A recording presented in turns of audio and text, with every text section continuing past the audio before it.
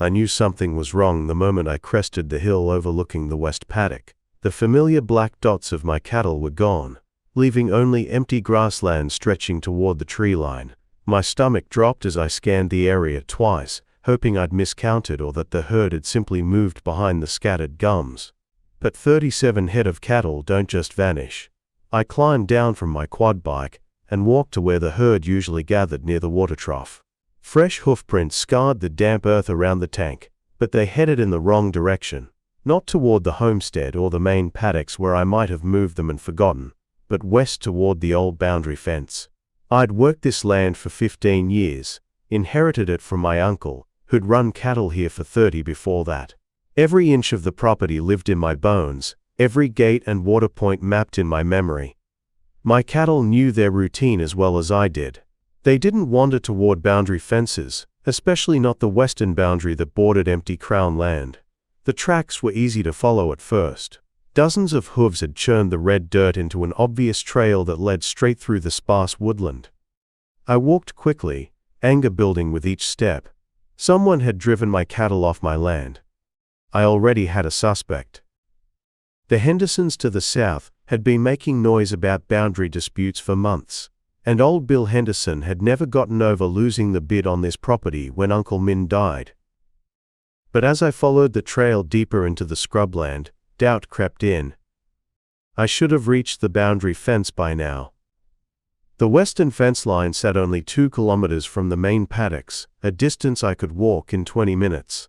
Yet I'd been walking for nearly an hour, and still saw no sign of the sagging wire and rotting posts that marked my property line. The tracks remained clear in the soft earth, but the landscape around me felt off somehow. The country felt wrong. Trees taller, gaps wider, everything a step out from the country I knew. A rocky outcrop rose to my left that I didn't recognize, its red stone face catching the afternoon light.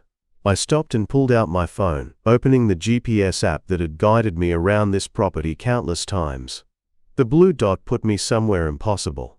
5 clicks from home. I shook my phone.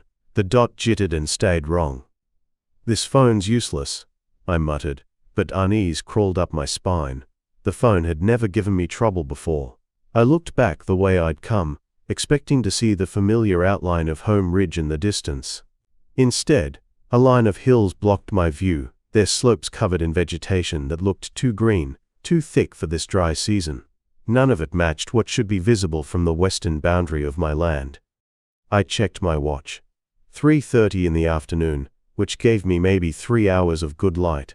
The smart thing would be to head back and get the quad bike, maybe bring Jake Henderson along to help track the cattle properly. But the tracks were so fresh, so clear, and my anger at whoever had stolen my herd pushed me forward. The cattle trail led me through a gap between 2 hills and down into a valley I'd never seen before.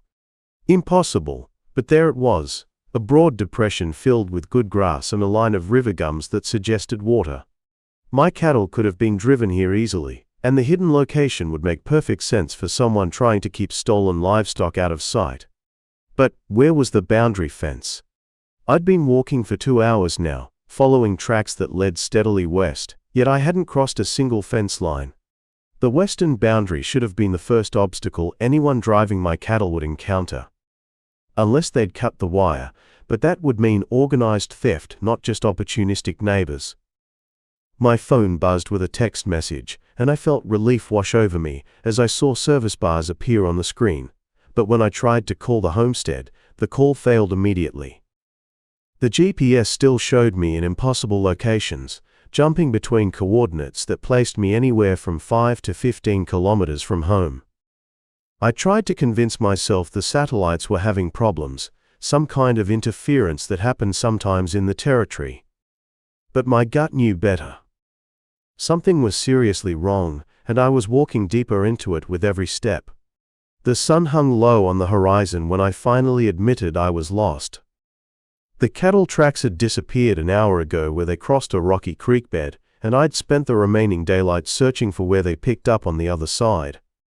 Now I stood on a small rise, turning slowly in a circle, looking for anything familiar in the landscape around me. Nothing. The hills, the trees, the very shape of the land felt foreign. This wasn't my property, wasn't even country I recognized from my years of mustering on neighboring stations.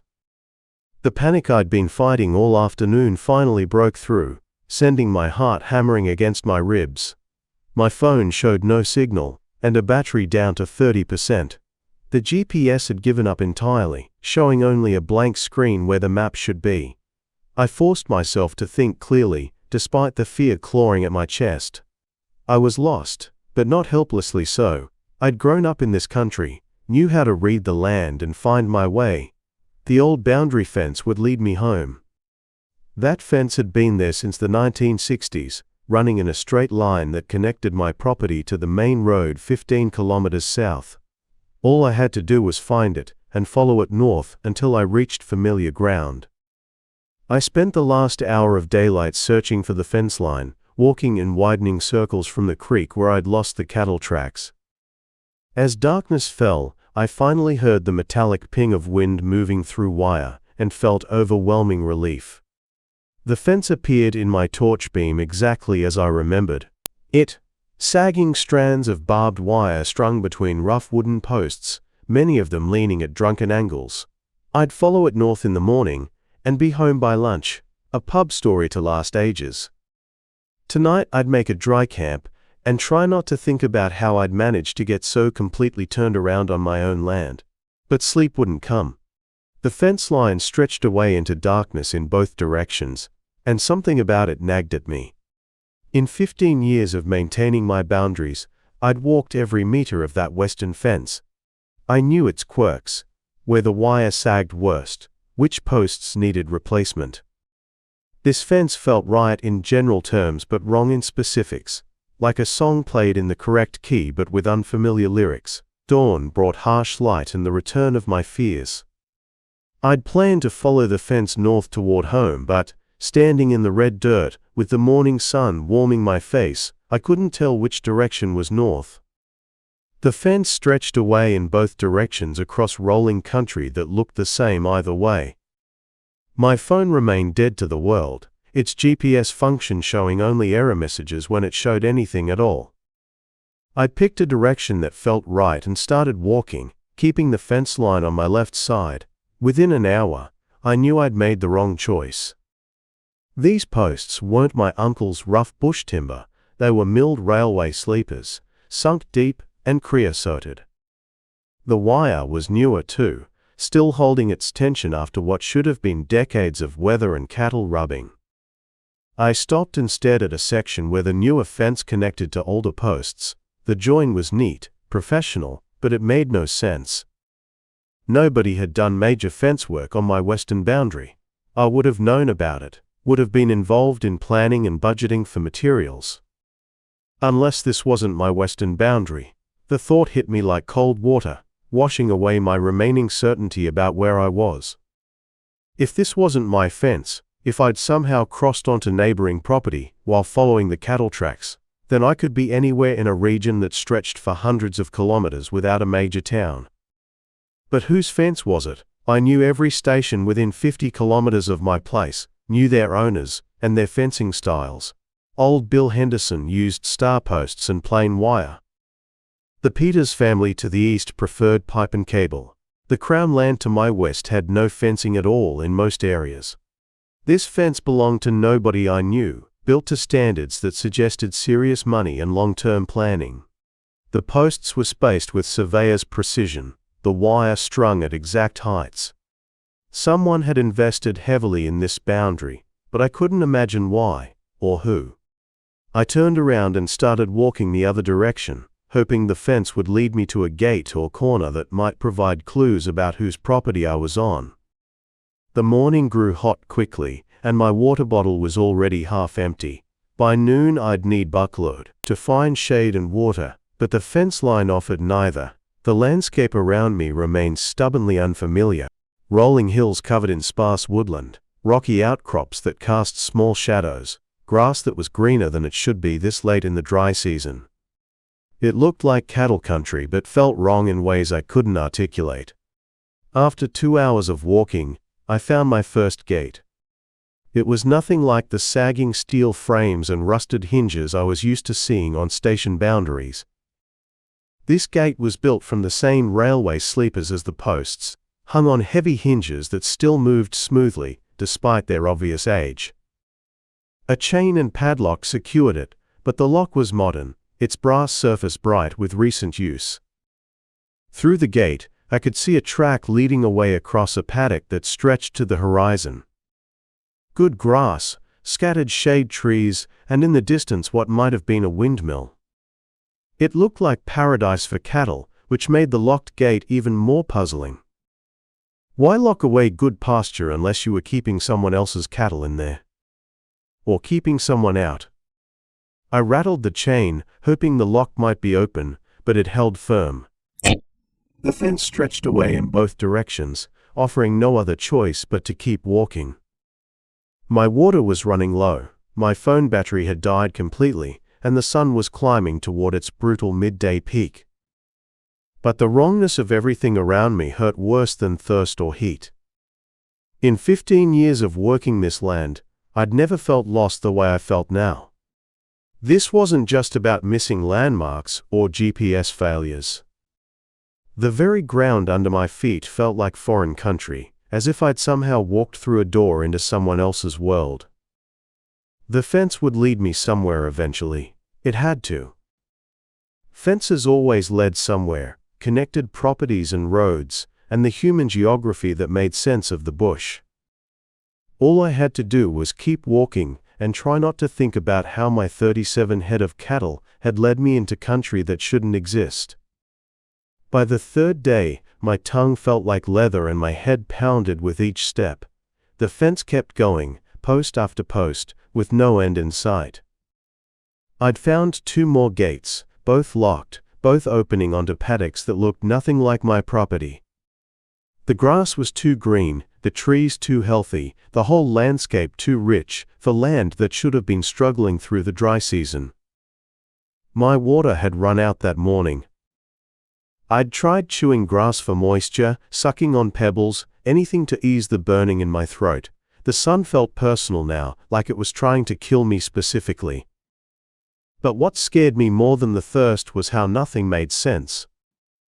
The fence posts were weathered railway sleepers, old enough to have been here for decades, but some of the wire looked almost new. Fresh staples held sections in place, and the tension was perfect, like someone maintained this fence regularly.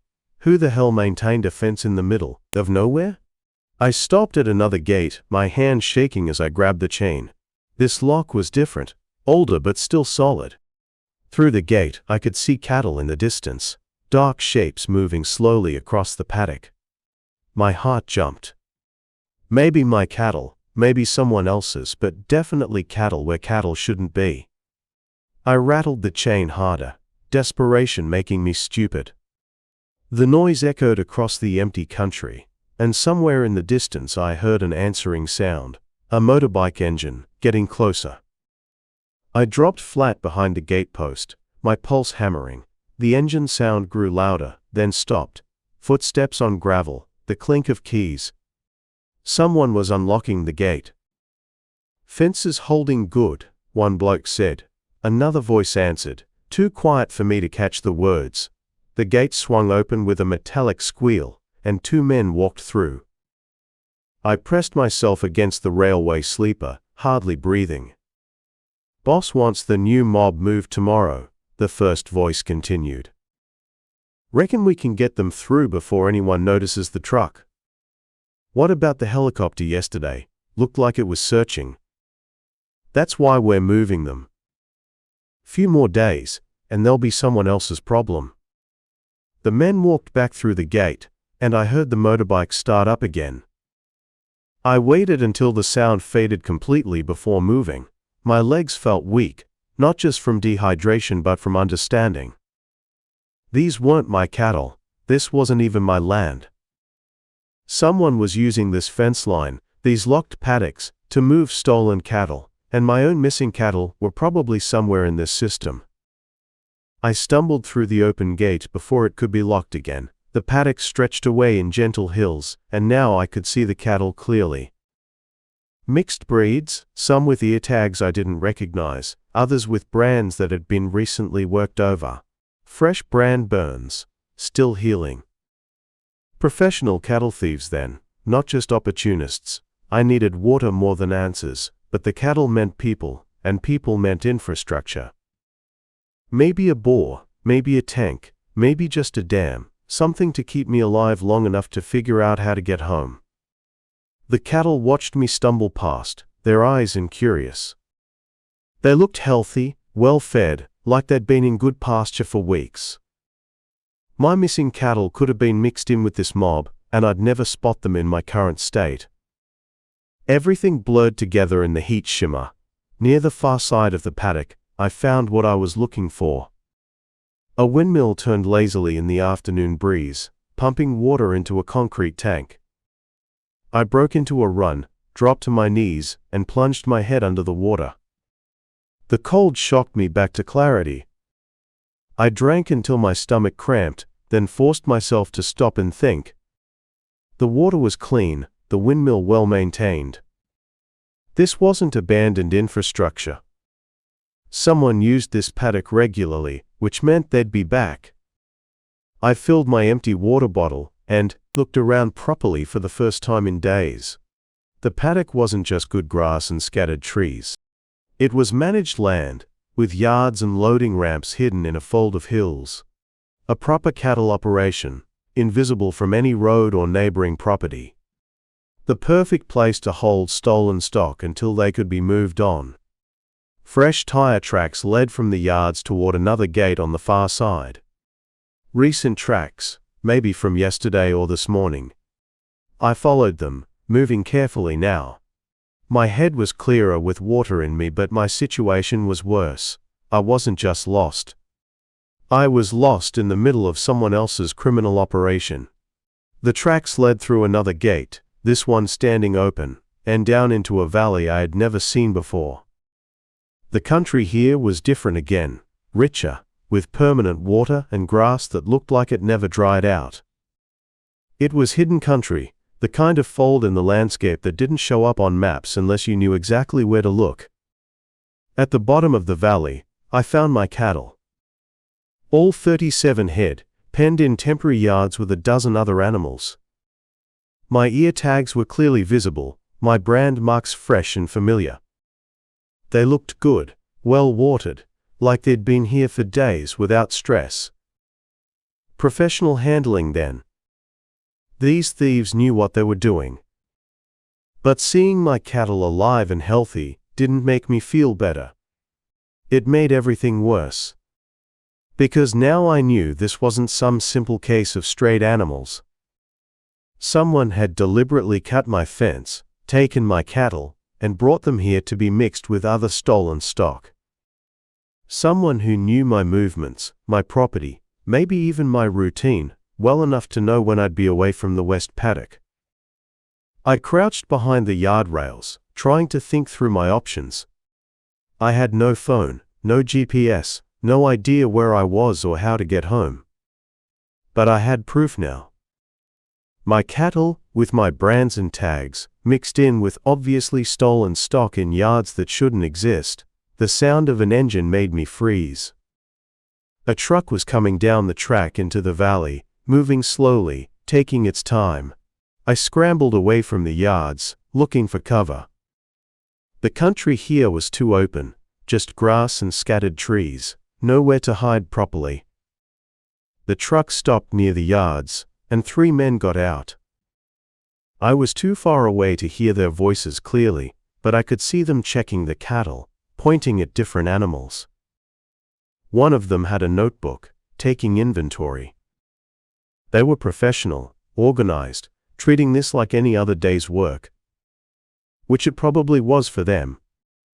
One of the men pointed in my direction, and for a moment I thought I'd been spotted, but the man was just indicating something beyond the yards, maybe talking about the next paddock, or the route out. They went back to their work and I began crawling away through the grass. I needed to get out of the valley, back to the fence line, back to anything that might lead me home. But more than that, I needed to survive long enough to report what I'd found. This wasn't just about my missing cattle anymore. This was a major operation. probably involving dozens of properties, hundreds of stolen animals. I made it to the valley's edge before the men at the yards noticed me. A shout, then another, then the truck engine starting up. They'd seen me, and now they were coming. I ran uphill toward the gate, my legs shaking with exhaustion. Behind me, the truck engine got louder. They were following the track, but I was cutting cross-country, hoping to reach the gate before they could circle around to cut me off.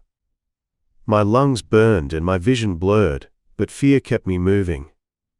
These men had built an operation that depended on isolation and secrecy. They wouldn't want witnesses, especially not someone who'd seen his own stolen cattle mixed in with their stock. I reached the gate as the truck crested the hill behind me.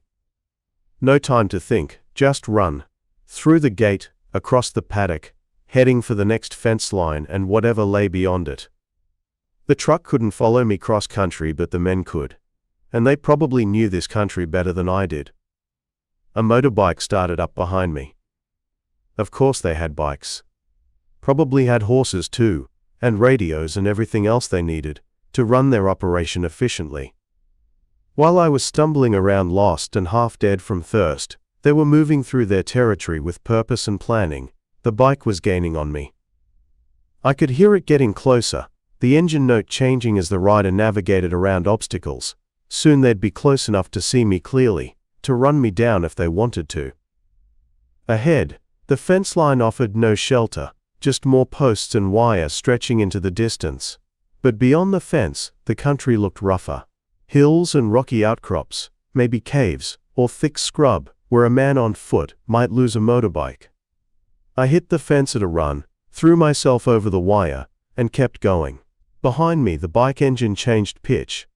They were at the fence now, probably looking for a gate. That might buy me a few minutes. The country ahead was harder, all broken rock and steep climbs. My legs were done, my water bottle nearly empty again, but the fear kept me moving. I could hear voices behind me now, more than one bike. They were serious about catching me. A shot cracked across the valley, echoing off the rocks. Warning shot, or bad aim, I couldn't tell. But it meant they had guns, which meant they'd use them if they had to. I scrambled up the rocky slope, my hands stinging from raw scrapes where the stone had cut them. Near the top, I found what I was looking for, a crack in the rock face, maybe big enough for a man but too narrow for vehicles. I squeezed through the gap and found myself in darkness, a cave system twisting back into the hill. The air was cooler and somewhere in the darkness I could hear water dripping. I felt my way deeper into the cave, away from the entrance, away from the voices that were getting closer outside. The motorbikes had stopped. Footsteps on rock, men calling to each other. They knew where I'd gone, but they'd have to come in after me on foot. In the dark, on my ground now, I pressed deeper into the cave, hoping it led somewhere other than a dead end. The cave twisted deeper into the hill, and I followed it by touch. One hand on the rough wall, the other stretched ahead. My boots scraped on loose stone. Behind me, the voices of the cattle thieves grew fainter, but I could still hear them arguing about who should go in first. The darkness was complete. I'd never experienced black like this, where my eyes couldn't adjust because there was nothing to see. But the air moved slightly, suggesting the cave went somewhere, and that dripping sound was getting louder. Water meant life, maybe a way out. My outstretched hand hit something hard and smooth, not rock, metal. I felt along its surface, trying to understand what I'd found. A post, maybe 3 inches square, driven into the cave floor. At the top, a metal plate, with raised numbers and letters I could feel but not read. A survey marker. But what was it doing in a cave? I worked my way around the post and kept moving. 20 paces further, my hand found another one. Same size, same metal plate on top. These weren't recent installations. The metal felt old, pitted with rust, but solid. Someone had gone to serious trouble to place survey markers in a cave system. The dripping sound was close now. My boots splashed in shallow water. I knelt and cupped it to my mouth. Clean and cold, the best water I'd tasted in days. I drank deeply, filled my bottle, then felt around the edges of the pool. My hand touched something that wasn't rock or water. Smooth, flat surfaces arranged in a pattern. I traced the shapes with my fingers, trying to read them like braille. Lines and curves, definitely man-made, carved into the rock face above the water. I had no light, but I knew what these were. Aboriginal rock art. The kind that had been here for thousands of years, marking important places, water sources, travel routes, boundaries between different groups. My grandfather had shown me similar carvings when I was young, explaining how they were road signs for people who knew how to read them.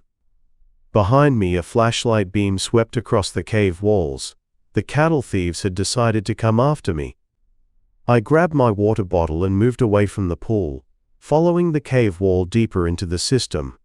The beam of light bounced off the walls behind me, getting closer. They were moving faster than I was, probably because they had light and weren't half dead from exhaustion.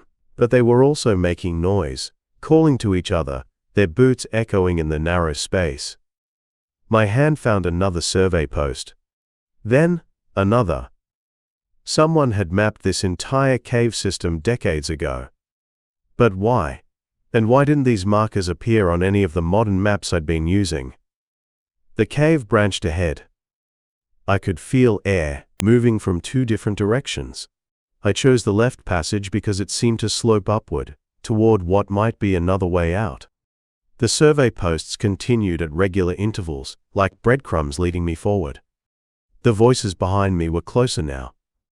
Their lights reflected off the cave walls, casting my shadow ahead of me as I stumbled forward. My legs could barely carry me, but fear kept me moving. Then my hand touched wood instead of metal, an old survey post, but this one was different. Bigger, with carved notches instead of a metal plate. I felt along its surface, trying to understand what the notches meant. Numbers. Carved deep into the wood, a date, if I was reading it right. 1923. Nearly a century old. The pieces clicked.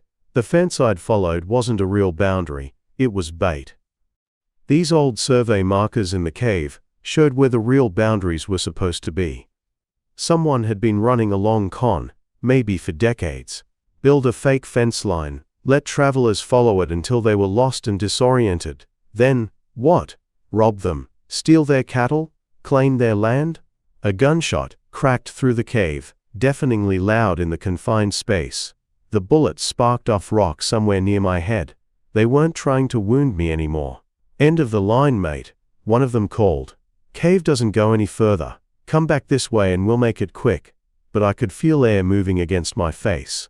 The cave did continue, just not in an obvious way. I felt along the walls until I found it, a narrow crack, maybe 2 feet wide, leading upward at a steep angle. Too small for a man carrying a rifle, but just big enough for someone desperate. I squeezed into the crack, as another shot echoed behind me. The rock pressed against my chest and back, making it hard to breathe. I had to turn sideways and shuffle upward, inch by inch, scraping skin off my arms and shoulders. Above me, something changed. The darkness wasn't quite as complete. I could see the faintest suggestion of my own hands in front of my face. Dawn was breaking somewhere above. The crack opened into a larger chamber. I could stand upright again, though my head brushed the ceiling. The light was coming from ahead, where the cave angled toward what had to be another entrance. I climbed toward the light, my body running on nothing but determination now. My water was gone again, my legs shaking with every step. But I could see gray dawn light ahead, real light, the promise of getting out of this nightmare. The cave mouth was small, hidden behind a screen of boulders and scrub. I had to crawl the last few feet, then squeeze through a gap barely wide enough for my shoulders. But then I was outside, breathing real air, feeling the first warm rays of sunrise on my face. I was on top of a hill, looking down into a valley I didn't recognize. But in the distance, maybe 10 kilometers away, I could see buildings. Square shapes that looked like sheds and houses, arranged in the pattern of a station homestead. Not my station. The buildings were wrong, the layout different from anything I knew, but it was civilization, people who might help me, or at least point me toward home. I started down the hill, my legs barely holding me upright. Every step was agony, my dehydrated muscles cramping and seizing, but I kept moving, following deer tracks and erosion channels toward the valley floor. The sun climbed higher, and the heat started building again. My tongue felt like leather in my mouth. I'd been lost for 8 days now, maybe 9. How long could a man survive out here without proper water? I was probably close to finding out. Halfway down the hill, I found another survey post. This one was newer, maybe from the 1950s, with a proper metal survey plate. The numbers and coordinates were still readable, though weathered. I tried to match them with my mental map of the area, but nothing made sense. According to this marker, I should be 15 kilometers east of where my map said the boundary fence was located, which meant the fence I'd been following, the one that had led me so far astray, was completely fake. More pieces fell into place. Someone had been moving boundary markers, building false fence lines, creating confusion about where properties actually began and ended. In country this remote, with boundaries that hadn't been properly surveyed in decades, it would be easy to steal land bit by bit. Move a fence line a few hundred meters here, relocate a survey post there, and over time you could claim thousands of acres that didn't belong to you. The cattle thieves weren't just rustling livestock. They were stealing entire properties, using fake boundary markers to confuse legitimate landowners until they didn't know where their own land ended. I reached the valley floor as the sun reached its peak. The heat was murderous, reflecting off bare rock and red dirt. My vision was starting to blur around the edges, and my hands were shaking, classic signs of severe dehydration. I needed water and shade soon, or I wasn't going to make it to those distant buildings. But I kept walking, one foot in front of the other, because stopping meant dying, and I wasn't ready to die. Not when I finally understood what had been done to me, to other landowners, probably for decades. The buildings grew larger as I approached. Not a working station after all, but some kind of abandoned mining camp. Old equipment scattered around, buildings with roofs caved in, everything covered in rust and dust. But there might be water, wells or tanks that still held something drinkable. I searched the camp methodically, checking every building and structure. Most were empty, stripped of anything useful years ago. But behind the largest building, I found an old rainwater tank, still half full. The water was warm and tasted of rust and algae, but it was water. I drank until my stomach cramped, then forced myself to stop and rest. Too much too fast would make me sick. While I rested in the shade of the building, I tried to piece together my location. The abandoned camp, the survey markers I'd found, the fake fence line that had led me so far astray. I was probably 20 or 30 kilometers from my own station, in country I'd never seen before. But I was alive, and I understood now what had been done to me. The question was what to do about it. The sun was starting its afternoon descent when I heard the sound of engines in the distance. Multiple vehicles, getting closer. My first instinct was to hide, thinking the cattle thieves had somehow tracked me down. But these sounded different. Bigger vehicles, more of them. I climbed to the roof of one of the abandoned buildings and looked out across the valley. A convoy of vehicles was approaching from the north. White trucks with official markings, and what looked like police cars. A search party. They'd been looking for me. I climbed down and walked out into the open, waving my arms over my head. The lead vehicle spotted me and changed direction, kicking up a cloud of dust as it accelerated toward the camp. The truck stopped 50 meters away, and a man in police uniform got out, followed by several others. I recognized one of them, Jim Morrison, who ran the station neighboring my property to the south. Jesus phew. Jim called as he jogged over. "We've been looking for you for 2 weeks. Your wife called when you didn't come home, said you'd gone out looking for missing cattle." 2 weeks. I'd lost track of time completely. 2 weeks of wandering in circles, following a fence line that was designed to keep me lost. The police officer, a sergeant named Williams who I'd met a few times in town, handed me a bottle of water and helped me into the shade. "What happened out there?" Williams asked. "We've been searching 100 square kilometers around your station. How did you end up way out here?" I told them everything. The missing cattle, the fence line that didn't go where it should, the survey markers in the cave, the cattle thieves, and their illegal operation. Williams took notes, asking questions, getting more interested as the story developed. "You're saying someone built fake boundary fences?" Williams asked. "To confuse people about where their property lines actually are?" "More than that," I said. "I think they've been stealing land, bit by bit, for years, maybe decades. The fence I followed was designed to send people in the wrong direction, make them think their boundaries were somewhere else." Jim Morrison was shaking his head. "That would explain a lot," he said. "I've had disputes with neighbors about fence lines, places where the boundaries didn't match what my grandfather remembered. Always figured it was just old surveys being inaccurate." "We'll need to see this cave," Williams said, "and the fence line you followed. If what you're saying is true, this could be a major fraud investigation." They loaded me into one of the trucks and started the journey back towards civilization. As we drove, I looked out at the country rolling past, seeing it differently now. Every fence line was suspect. Every boundary marker might be fake. Someone had been playing a long game out here, using the vastness and isolation of the territory to steal land from people who trusted that their fences went where they were supposed to go. The truck climbed a ridge, and suddenly, I could see familiar landmarks in the distance. My own station buildings, tiny in the vastness but unmistakably home. Sarah would be there, waiting, probably sick with worry. But first we had work to do. Evidence to gather, a criminal operation to shut down, stolen land to return to its rightful owners. It would take months, maybe years, to sort out all the false boundaries and fraudulent claims. As we drove toward home, I reflected on what I'd learned in my 2 weeks lost in the outback. The land I thought I knew was full of lies. Fences that led nowhere, boundaries that existed only to deceive, markers placed by people with no right to mark anything. But underneath all the deception, the real land was still there. The old survey markers, the Aboriginal rock art, the natural features that had been guiding travelers for thousands of years. You just had to know how to read the true signs and ignore the false ones. The truck descended into the valley where my station sat waiting. Home at last, with a story that would change how everyone in the territory thought about their boundaries.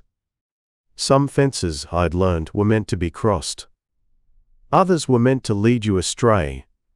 The trick was knowing which was which. 6 months later, I stood at my kitchen window watching the surveyor crews finish installing the last section of proper fencing along what was actually my western boundary. The fence posts were regulation height, painted the right color, placed exactly where the corrected survey maps said they should be. No tricks, no deception, just honest markers showing where my land ended and my neighbors began. The whole process had taken longer than anyone expected. Williams' investigation exposed a network of false boundaries and forged papers. The courts ordered most of the land back and sent a couple of the ringleaders up the road. Sarah came up behind me and handed me a cup of coffee. "Thinking about it again?" "Hard not to," I said. "Every time I see those crews out there, I remember following that fake fence for days, thinking I was going home." She squeezed my shoulder. "You did go home, eventually. Not the way I planned." The investigation had revealed just how elaborate the scheme was. The fake fence I'd followed was part of a system designed to confuse property owners and gradually steal land through fraudulent surveys and forged boundary markers. When someone got lost trying to check their fences, they'd follow the false line and come out thinking their property was smaller than it actually was. Over time, the criminals would file paperwork claiming the unused land and eventually sell it or use it for their own cattle operations. My 2 weeks in the bush had exposed the whole thing, but not before I'd nearly died from dehydration and exhaustion. The doctors said another day or 2 without water would have killed me. Sometimes I still woke up at night thinking about those endless fence lines leading nowhere, the gates that opened onto paddocks that shouldn't exist, the feeling that the land itself was lying to me. Jim Morrison called this morning, Sarah said. He wants to thank you again. The survey correction added 1,200 acres back to his property. He doesn't need to thank me. I was just trying to find my cattle. But I knew it was more than that now. The experience had changed how I thought about everything. The land, the boundaries, what it meant to own a piece of the territory. Before getting lost, I trusted that fences went where they were supposed to go, that survey markers told the truth, that my neighbors were honest about where their land ended and mine began. Now I checked everything myself, verified every boundary, never assumed that what looked official actually was. The coffee was hot and good, and Sarah had made it exactly the way I liked it. Small comforts mattered more now, the taste of clean water, a roof over my head at night, knowing exactly where I was when I woke up in the morning. I'd taken those things for granted before spending 2 weeks lost in country I thought I knew. Through the window I could see the surveyor crews packing up their equipment. The job was finally done. My property lines were marked correctly now. Registered with the proper authorities, verified by independent surveyors who had no connection to the fraud network. When I rode out to check fences from now on, I'd know exactly where they led and why they were there. One of the surveyors waved at the house before climbing into his truck. I waved back. Good people, doing honest work, making sure the boundaries were where they belonged. It had cost me plenty to get the whole property resurveyed, but the peace of mind was worth it. Are you going out today? Sarah asked. Thought I might ride over to the west paddock, check on the cattle. She nodded. She understood. I still had to see for myself that my cattle were where they belonged, that the fences were doing their job properly. The trust would come back eventually, but it would take time. I finished my coffee and headed for the door. Outside the morning was cool and clear, perfect weather for riding. My horse was waiting at the gate, saddled and ready. The same horse I'd been riding 6 months ago when I first discovered the missing cattle. That seemed like a lifetime ago now. The ride to the west paddock took 20 minutes along a track I'd traveled hundreds of times. But now I noticed things I'd missed before. Old fence posts that didn't quite match the newer ones. Survey markers that looked suspicious. Gates that seemed placed for someone else's convenience rather than my own. The fraud investigation had made me paranoid, but it had also made me more careful. My cattle were where they belonged, grazing peacefully in grass that was actually mine. 63 head, all accounted for, none missing. The new fence line ran straight and true along the boundary, and I could see my neighbor's cattle on the other side, staying where they belonged. Everything was as it should be. But I still remembered the hidden valley where I'd found my stolen cattle 6 months ago, the makeshift camp where the cattle thieves had been living. The false gates and fake fence lines designed to confuse anyone who tried to follow them. That parallel world of deception was gone now, dismantled by the authorities, but the memory of it remained. I dismounted and walked over to inspect the new fence. The posts were solid, properly set, painted with the regulation markings that identified them as official boundary markers. The wire was tight and new, strong enough to keep cattle where they belonged. This was what an honest fence looked like. The old Aboriginal rock art I'd used to find my way home was about 10 miles southeast of here, in the cave system where I'd sheltered during my worst night in the bush.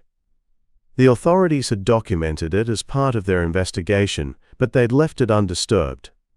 Some things were more permanent than any survey marker, more reliable than any fence line drawn by white men with measuring equipment and legal documents. My horse whinnied softly, impatient to keep moving. I climbed back into the saddle and turned toward home. The cattle were fine, the fences were honest, the boundaries were where they belonged.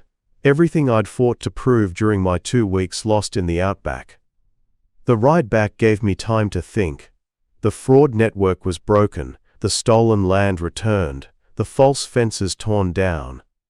Justice had been served, mostly.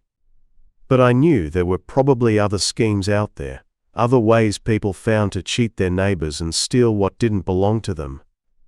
The territory was vast, law enforcement was stretched thin, and there were always people willing to take advantage of isolation and trust.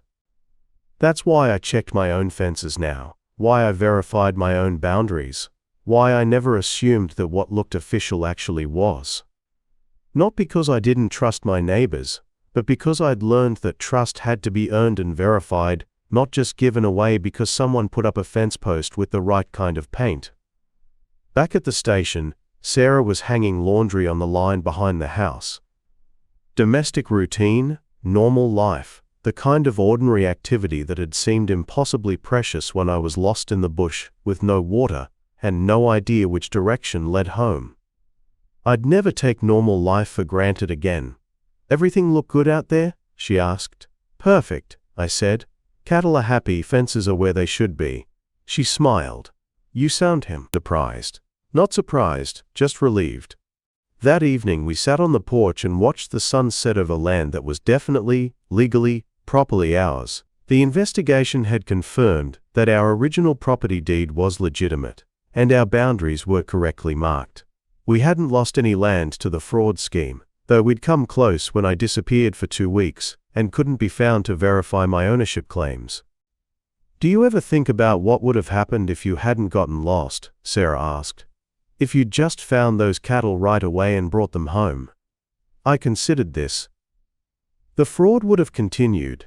Jim Morrison would still be missing 1,200 acres. Those criminals would still be stealing land from people who trusted their fences. So getting lost was worth it. "I wouldn't go that far," I said, "but something good came out of it." A shooting star streaked across the sky, bright against the darkening horizon. Sarah pointed it out, and we both watched until it faded. The territory was beautiful at night, vast and peaceful, full of space and silence that city people never experienced. This was why we'd chosen to make our life out here, despite the isolation and the challenges and the occasional criminal fraud network. I thought about the cave paintings I'd found during my worst night in the bush. Aboriginal artists had been marking that country for thousands of years, leaving signs for travelers who knew how to read them. Their boundaries weren't drawn on maps or marked with fence posts, but they were real nonetheless, embedded in stories and ceremonies and relationships with the land that lasted longer than any legal document. The white man's approach was different. Surveys and fences and property deeds, all designed to make ownership clear and permanent. But even that system could be corrupted by people who forged documents and moved boundary markers and built fake fences to confuse their neighbors. No system was perfect, but at least now my part of it was honest. "I should write to Williams," I said. "Thank him for following up on the investigation. He was just doing his job." "Maybe. But he could have written me off as a crazy man with heat stroke. Instead, he listened to what I found and acted on it." The investigation had revealed that Williams had been suspicious of boundary disputes in this area for years, but he'd never had enough evidence to launch a formal inquiry. My discovery of the false fence system and the hidden cattle operation had given him the proof he needed to move forward. Sometimes it took one person stumbling onto the truth by accident to expose a pattern that had been hidden for decades. The stars were bright now, clearer than they ever were in town. I knew these constellations, had learned to navigate by them during long nights, moving cattle, or checking on remote water sources. They were more reliable than GPS, more permanent than any fence line, the same stars Aboriginal people had used for navigation for thousands of years, long before white settlers arrived with their surveys and property deeds. Sarah went inside to make tea, and I stayed on the porch listening to the night sounds. Cattle lowing in the distance, the soft whisper of wind through grass, the occasional call of a night bird. Peaceful sounds, honest sounds, the kind of quiet you could only find in the middle of nowhere, with your nearest neighbor 20 miles away. My experience in the bush had taught me to appreciate these simple things more deeply. The sound of my own cattle on my own land, contained by my own fences that ran where they were supposed to run. The knowledge that when I woke up tomorrow morning, I'd know exactly where I was and how to get anywhere I wanted to go. The certainty that the boundaries around my life were real and honest and properly marked. Sarah returned with tea and sat beside me in the darkness. We didn't need to talk. After 20 years of marriage and 6 months of dealing with the aftermath of my disappearance, we understood each other well enough to share comfortable silence. The investigation was over, the criminals were in prison, the fences were honest, and life was back to normal. But I would never be quite the same. I'd learned that the land could lie, that fences could deceive, that trust had to be verified. I'd also learned that underneath all the human deceptions and false boundaries, the real country was still there, marked by more permanent signs for anyone who knew how to read them. The trick was knowing which signals to trust and which ones to ignore. The tea was hot and good, and Sarah had made it perfectly. Tomorrow I'd ride out and check the fences again, not because I doubted them, but because that's what responsible landowners did. The boundaries were honest now, properly surveyed and legally documented. My cattle were where they belonged, my fences led where they were supposed to lead, and when I followed them, they'd bring me home. If you've ever driven the long road at night, you know the silence. Hit like and subscribe, more stories are coming.